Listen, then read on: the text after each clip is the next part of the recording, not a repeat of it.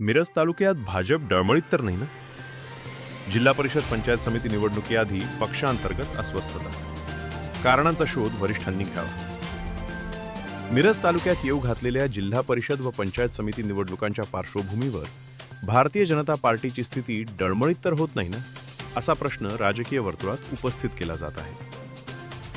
एकेकाळी संघटनात्मकदृष्ट्या मजबूत मानल्या जाणाऱ्या भाजपमध्ये सध्या अस्वस्थतेचे संकेत दिसून येत असून याची कारणं पक्षाच्या वरिष्ठ नेतृत्वानं गांभीर्यानं शोधण्याची गरज व्यक्त होत आहे. तालुक्यातील खास करून मिरज पूर्व भागातील गावांमध्ये अनेक कार्यकर्ते, आजीमाजी पदाधिकारी आणि इच्छुक उमेदवार यांच्यात नाराजीचे सूर उमटत आहेत. उमेदवारी वाटप, स्थानिक नेतृत्वाला डावलले जाणं, अंतर्गत गटबाजी आणि संवादाचा अभाव ही संभाव्य कारणं असल्याची चर्चा आहे. यामुळे काही ठिकाणी कार्यकर्त्यांचा उत्साह कमी झाल्याचे चित्र दिसत आहे.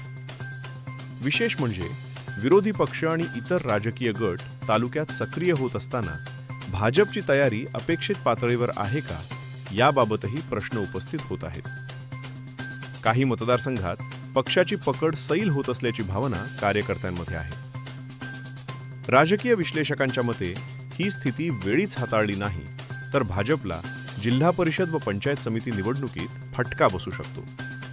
त्यामुळे संघटन मजबूत करणं, स्थानिक कार्यकर्त्यांना विश्वासात घेणं आणि नाराजी दूर करण्यासाठी वरिष्ठ नेत्यांनी थेट हस्तक्षेप करण्याची गरज आहे.